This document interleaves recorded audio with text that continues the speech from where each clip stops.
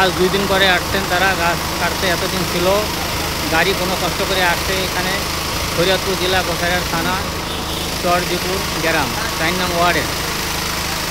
গোসাইরহাটের fire service যখন গাড়ি যাওয়া বন্ধ হয়ে গেছে তখন ফায়ার সার্ভিস আসছে, তখন আইসা এখন রাত্রে গাছ কাটতে আসছেন।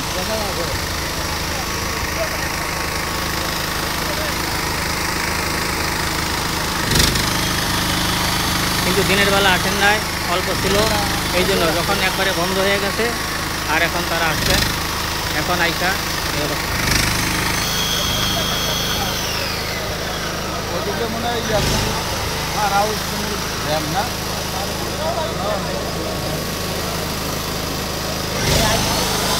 রাস্তা যখন বন্ধ হয়ে গেছে, জাম হয়ে গেছে গাড়ি, এখন ফায়ার সার্ভিস আইসা তারা গাছ কাটা রাস্তা ক্লিয়ার করে দিতেছে।